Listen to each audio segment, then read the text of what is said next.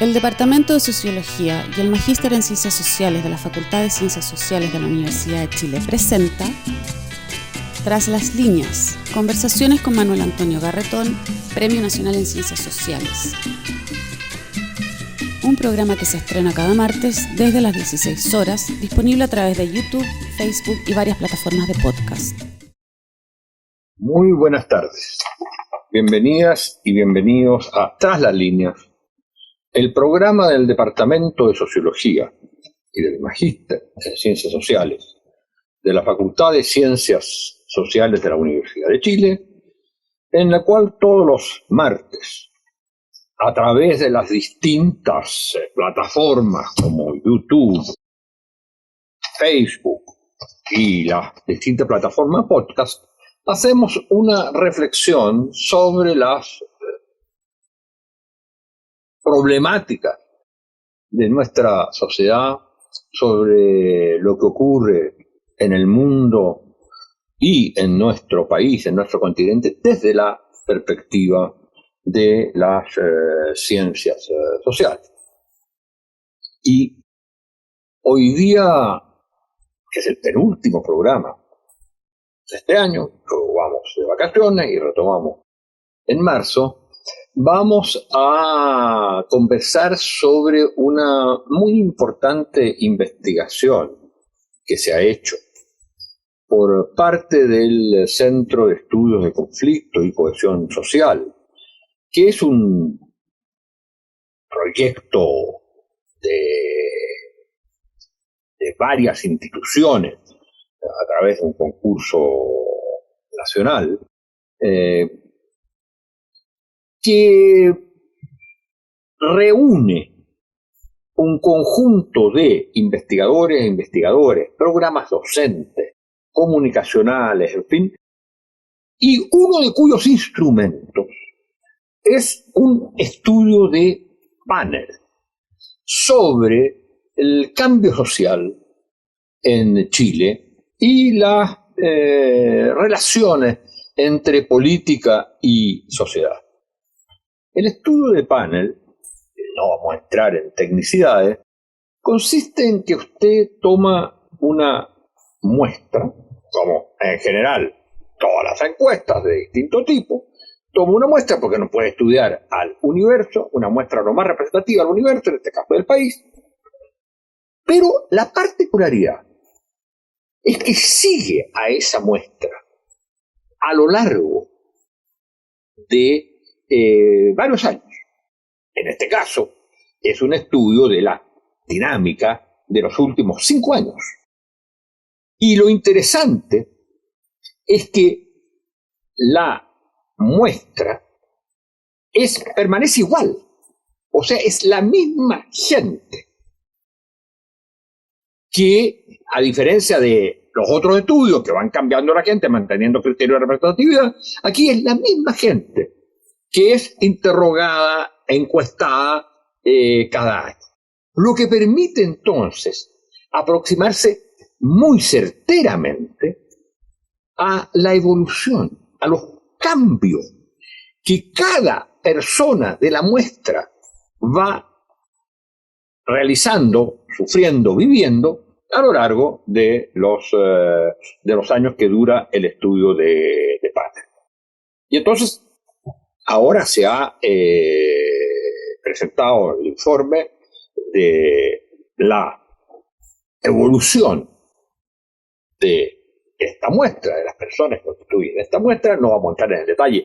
La muestra es una muestra representativa y con todos los métodos técnicos para hacerla. Lo interesante es este aspecto único, porque es extremadamente dificultoso y costoso desde muy distintos puntos de vista, el realizar este estudio de panel a lo largo de los años. Pero permite comparaciones que, si la muestra es representativa, permite entender las comparaciones, los cambios, las variaciones de toda la población del país en la medida que la muestra es representativa. Para conversar de esto, está con nosotros un gran sociólogo de la Universidad Católica, Matías Bäckstedt, que es profesor asociado del Instituto de Sociología de la Pontificia Universidad Católica, es doctor en Ciencia Política de la Universidad de Michigan, Ann Arbor, una universidad muy calificada, muy especializada en todo lo que son aparatos metodológicos de investigación en ciencias sociales, además, por supuesto, de otras cosas. Él tiene además una licenciatura en Sociología de la PUC y su investigación aborda el campo de la opinión pública, el comportamiento político comparado, la metodología cuantitativa, la investigación por encuestas, la sociología de las religiones.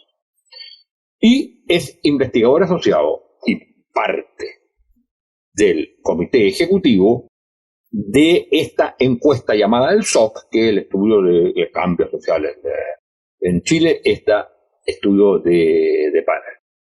Y para partir, porque hay una cantidad de información extremadamente interesante sobre lo que está ocurriendo hoy día en el país con la actitud, las posiciones, las orientaciones de la gente, en relación fundamentalmente a distintos aspectos, pero vamos a enfocarnos fundamentalmente en relación a la política.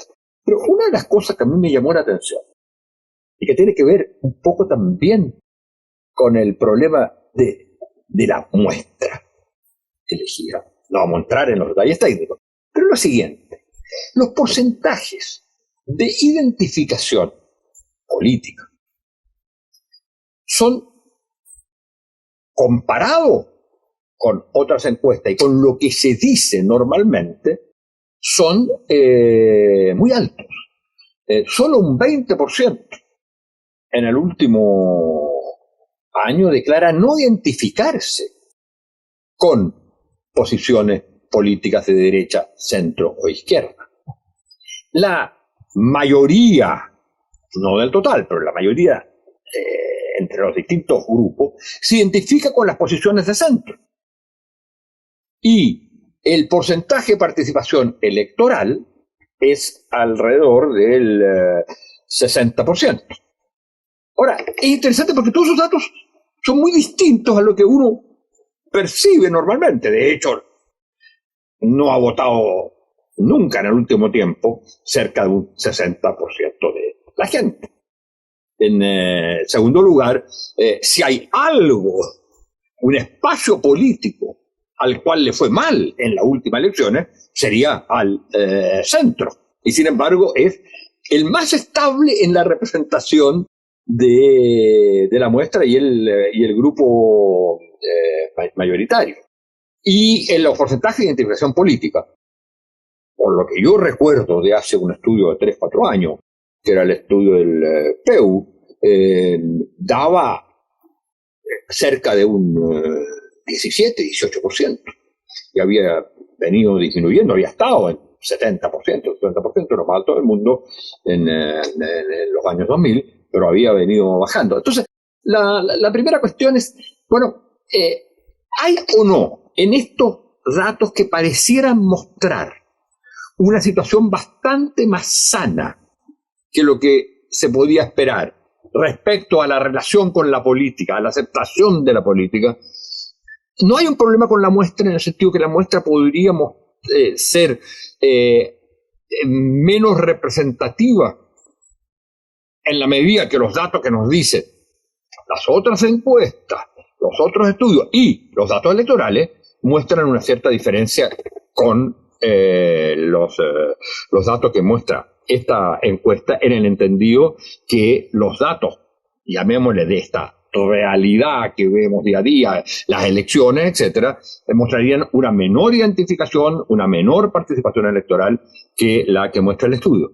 Matías, muchas gracias por estar con nosotros. Adelante. Bueno, muchas gracias, Manuel Antonio.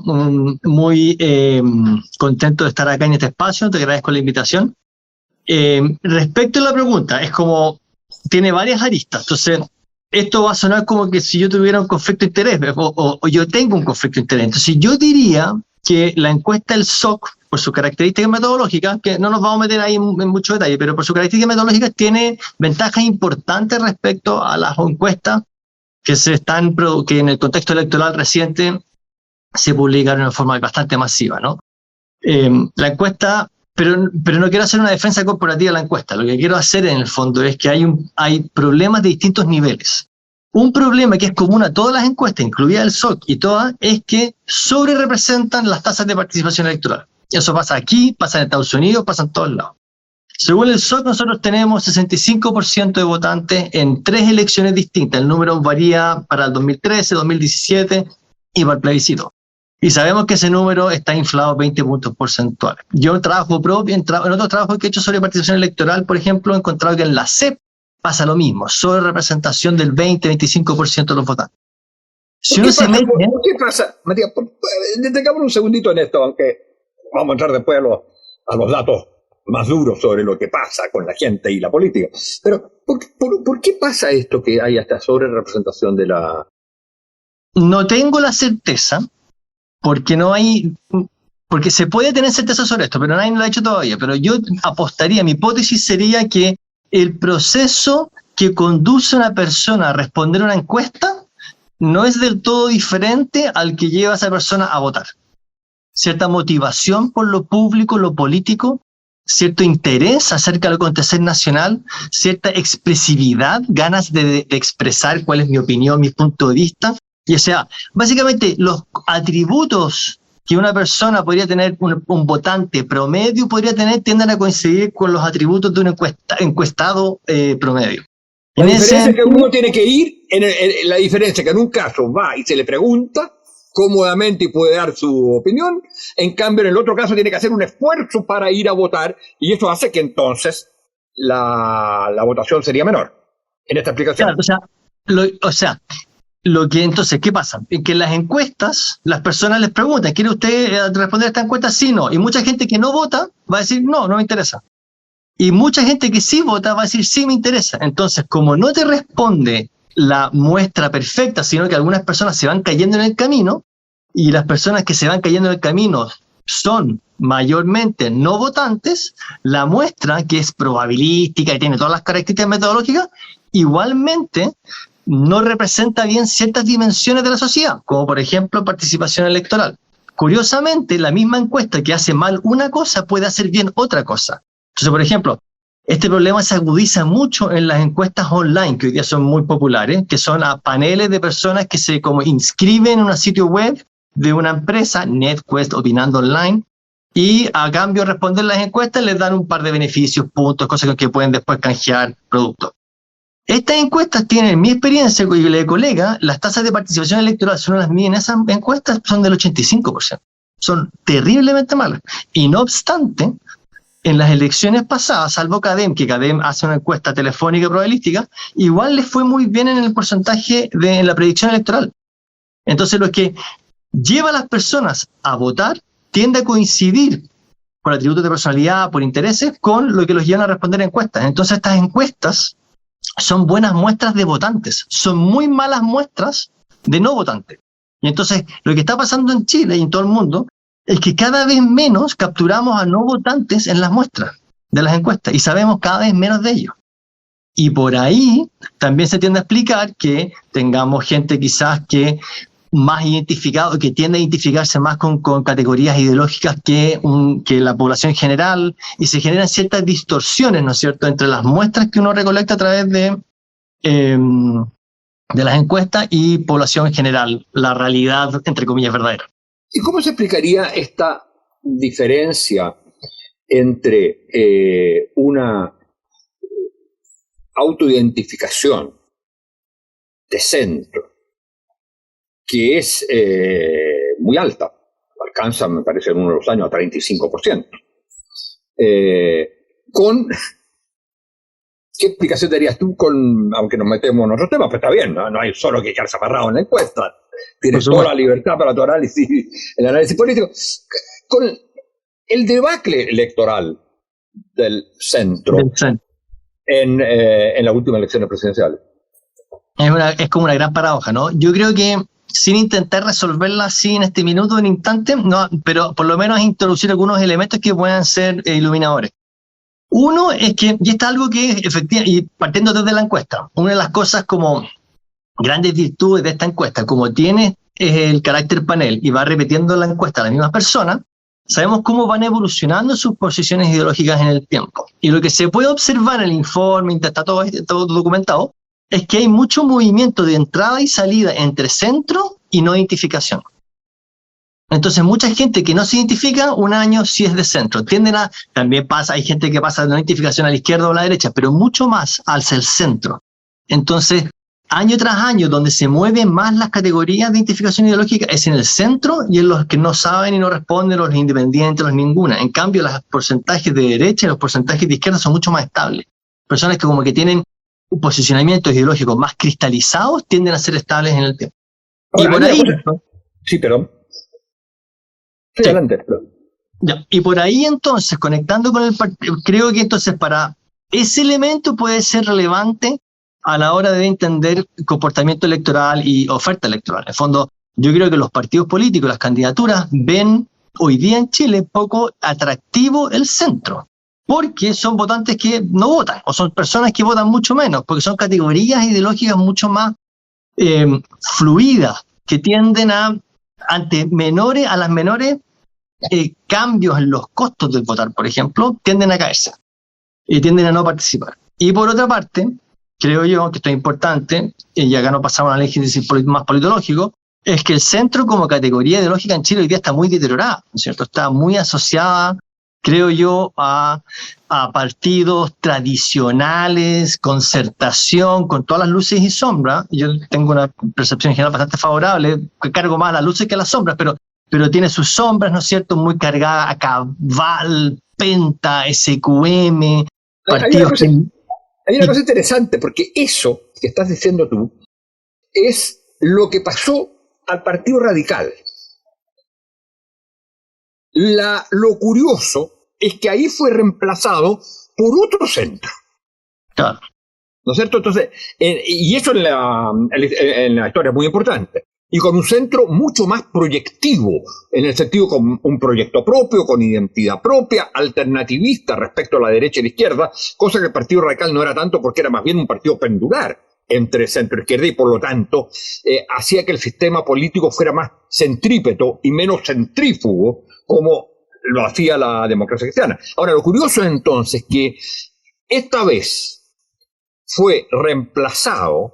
O sea, ahora, en este último tiempo, ese centro no es reemplazado por otro centro, sino que se va hacia no me gusta hablar así porque pareciera ser una connotación ideológica, pero hacia los polos, hacia los otros dos polos, no digamos los otros polos. Ahora, una cosa interesante es que en el caso de la democracia cristiana y, digamos, de este centro, no solo no es reemplazado, sino que además, y esto vale para los otros puntos del espectro, según el estudio que ustedes muestran, es que se mantienen los porcentajes, en la encuesta, se mantienen los porcentajes, pero la gente se mueve de uno a otro, cambia. O sea, los porcentajes son más o menos estables,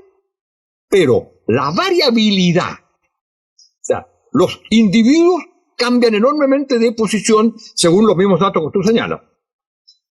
O sea, esa es una de las cosas más fascinantes, encuentro yo, de lo que revela la encuesta por su naturaleza longitudinal. Nosotros, en la presentación del otro día del estudio y también a nivel interno en el equipo, lo que hablamos es como, la metáfora es que los estadísticas agregados, cuando uno dice el porcentaje izquierda-derecha, esa es la superficie del océano, lo que uno observa generalmente con encuestas comunes y corrientes, pero el sol te da la capacidad de ser un buzo por un rato y observar las corrientes submarinas.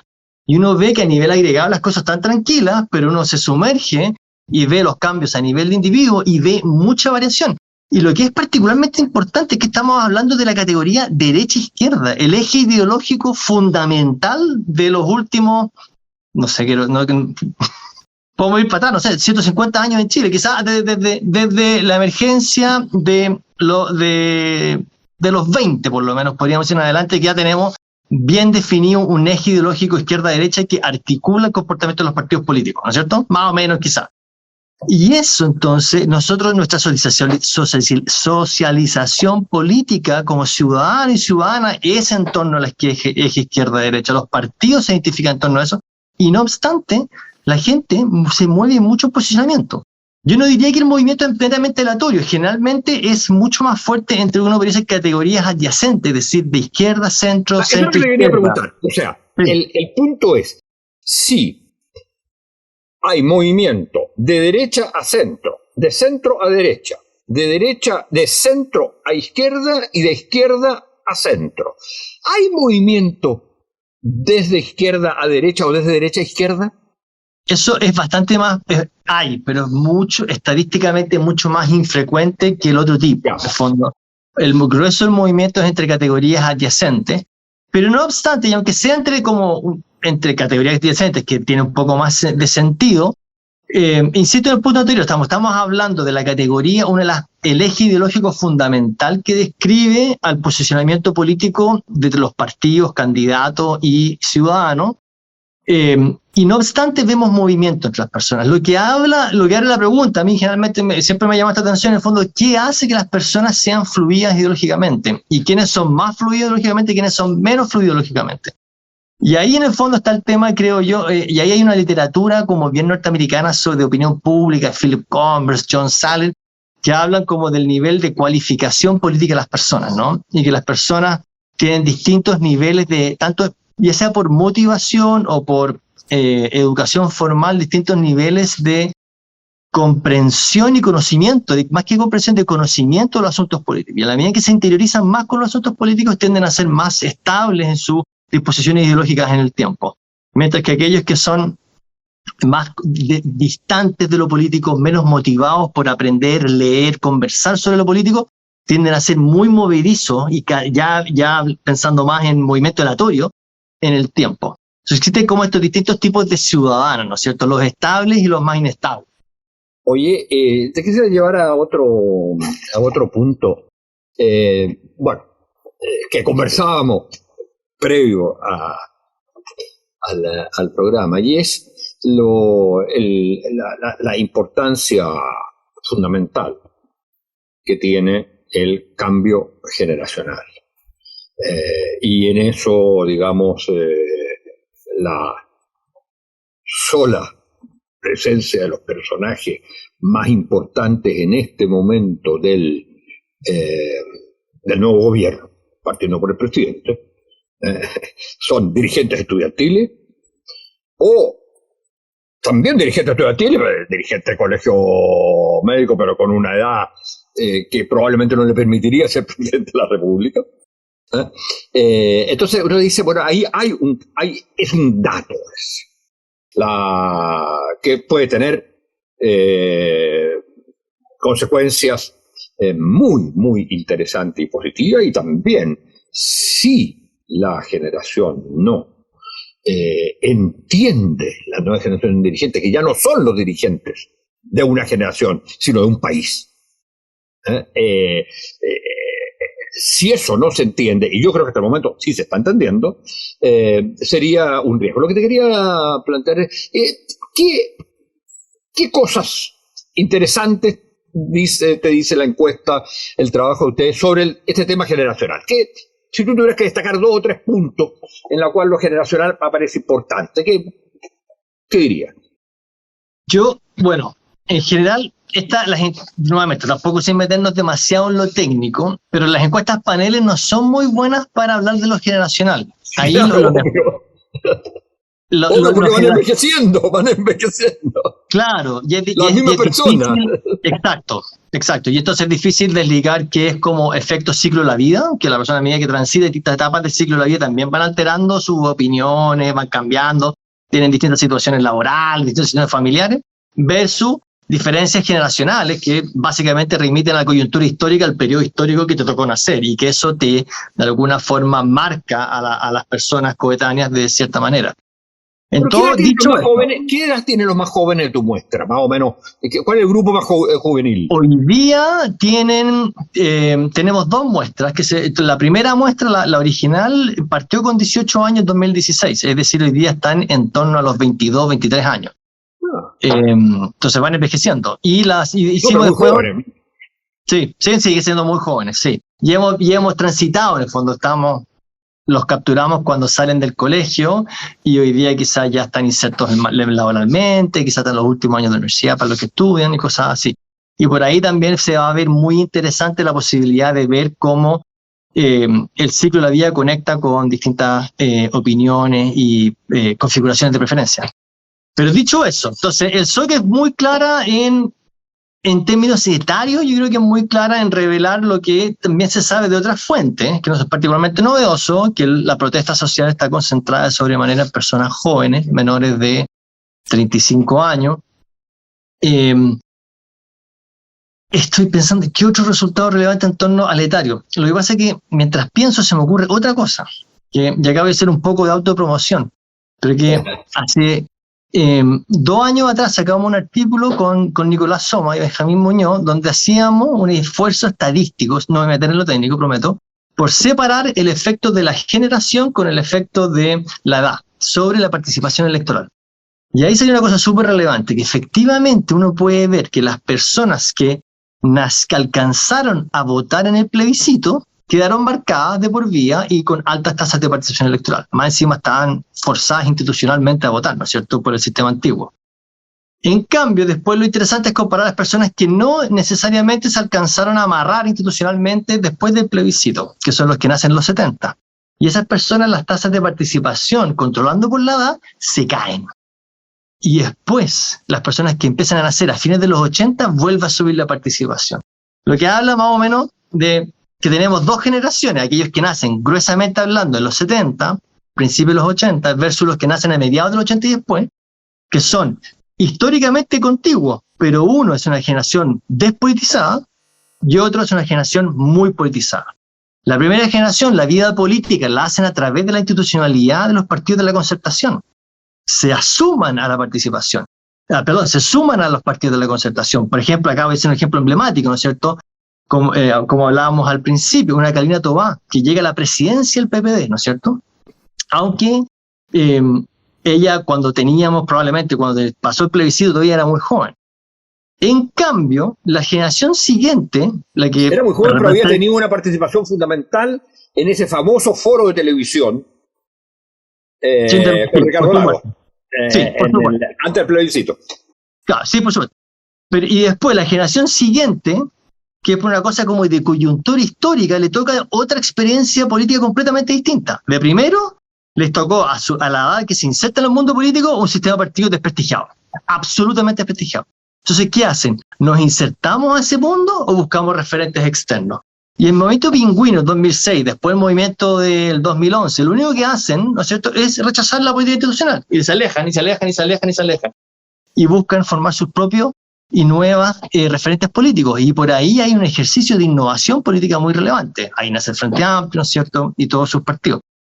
Y entonces una generación queda de alguna forma amarrada a la Concertación y la otra generación nace y emerge en contra de la Concertación. Y por ahí, creo yo, hay una clave heurística interesante para entender qué pasó en la última elección, ¿no es cierto? ¿Por qué podría haber salido Boric? Estamos hablando de la generación, estamos hablando del centro hacia la izquierda. Sí, estamos hablando de un mundo centro izquierda. Y es bien interesante eso, porque entonces ahí uno puede explicar precisamente, hay el gran clivaje que es derecha centro-izquierda, o sea, digamos el sí y el no. Mismo porcentaje de votación del sí y el no que la última elección. Solo que han cambiado, al menos, no entremos en la derecha ahora, pero han cambiado los actores de la centro-izquierda, los actores principales. Es decir, se mantiene ese clivaje, pero hoy día quienes asumen el liderazgo de ese mundo, de ese 55%, mismo porcentaje del plebiscito, es el mundo mucho más de la izquierda, y de una izquierda que, como decías tú, y eso no tiene que ver con posiciones respecto a la violencia o otra cosa, pero es menos institucionalizada, es decir, se mueve más por movilización social, por otras cosas que por la política institucional. Exacto. Y eso yo creo que es una cuestión muy interesante. Mira, te quería preguntar, porque tenemos que terminar, te quería preguntar otra cosa que está en la encuesta que me parece que es muy interesante, que es hay un capítulo sobre el tema de la violencia. Entonces, ¿qué nos dirías tú que dice la encuesta como cosas más importantes al respecto? Bueno, ahí tenemos, ahí la memoria sí la tengo más fresca, felizmente.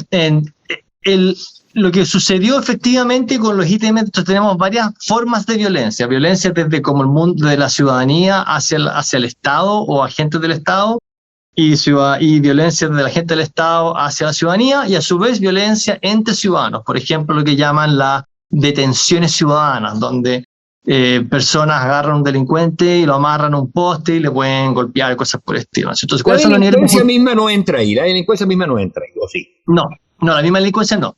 Ya. Y en general uno puede observar varias cosas. Uno, ya sea violencia de los distintos tipos que acabo de mencionar, todas tienen bajos niveles de aprobación a nivel poblacional, global.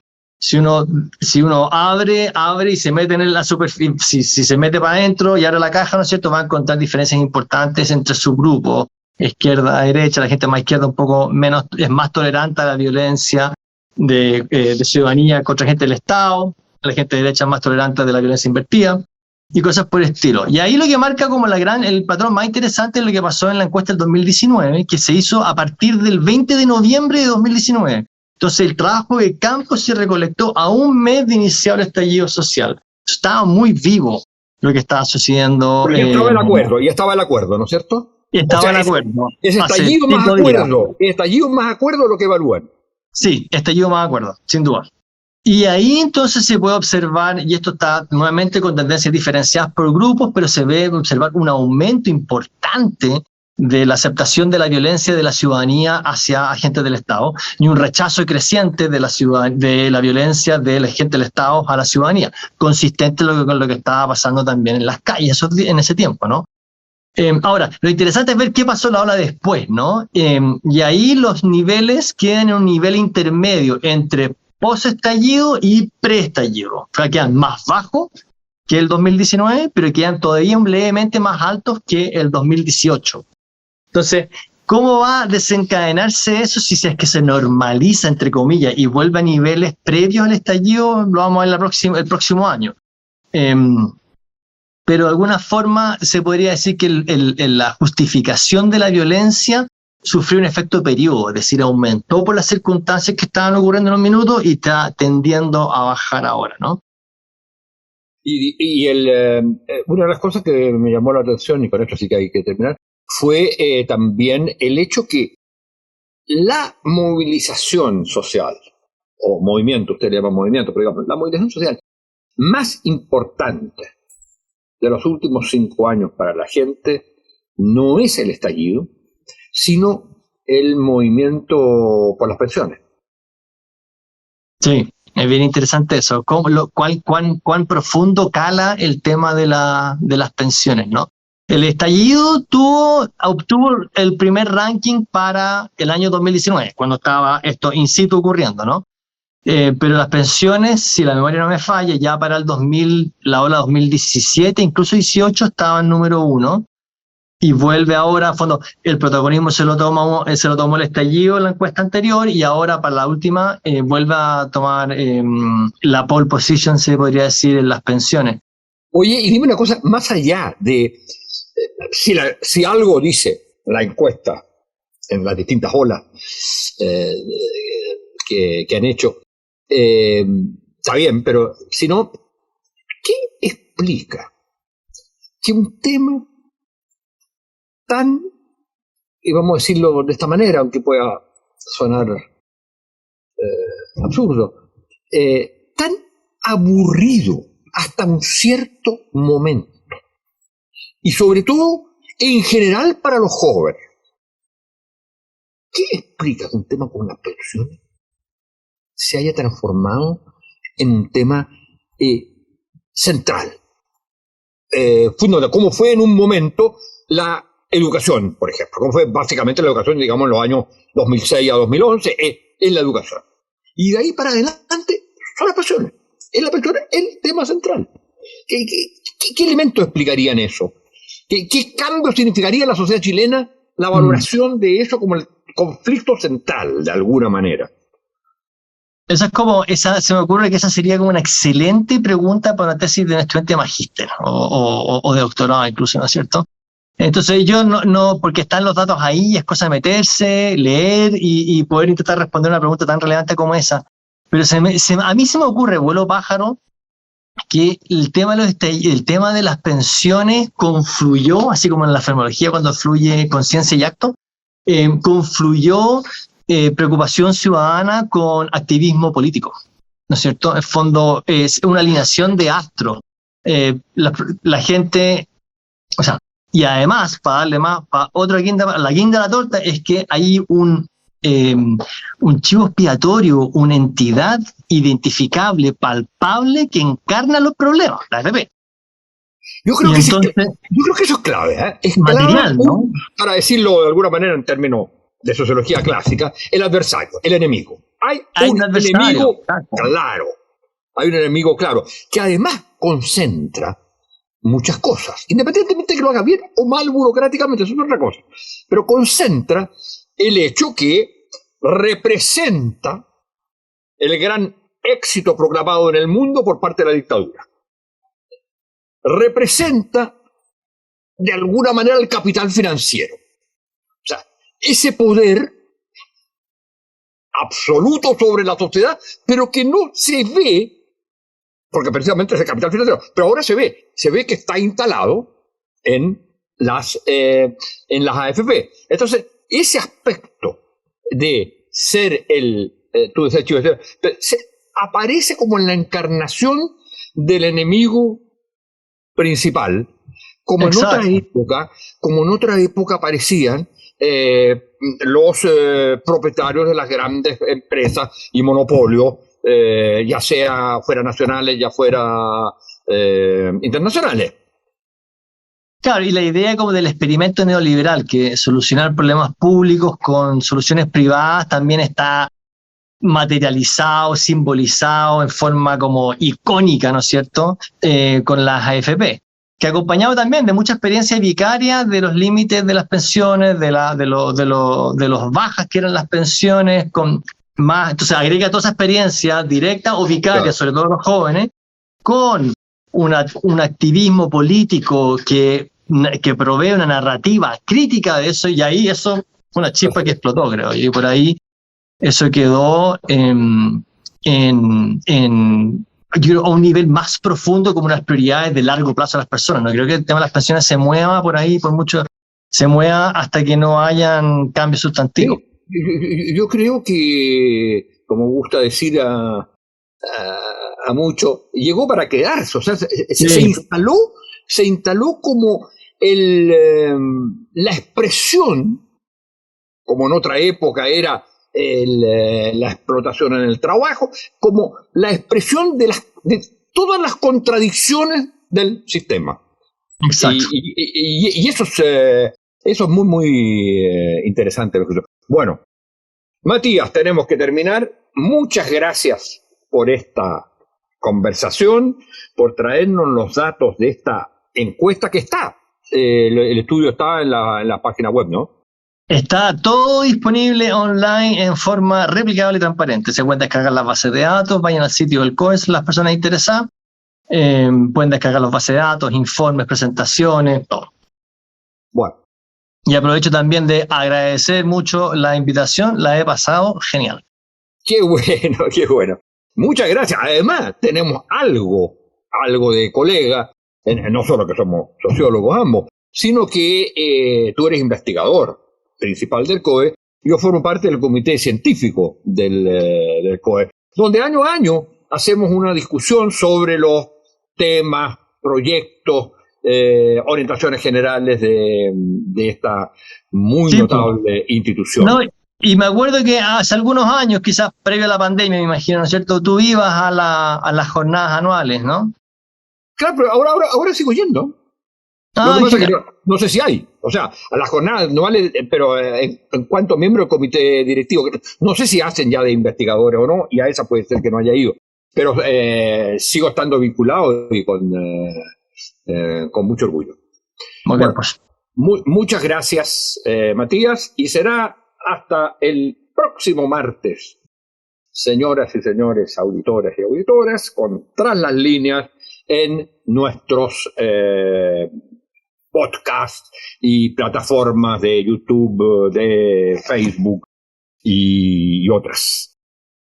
Muchas gracias.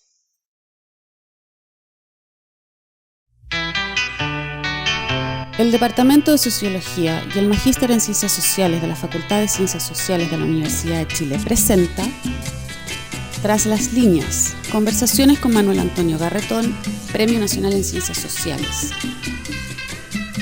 Un programa que se estrena cada martes desde las 16 horas, disponible a través de YouTube, Facebook y varias plataformas de podcast.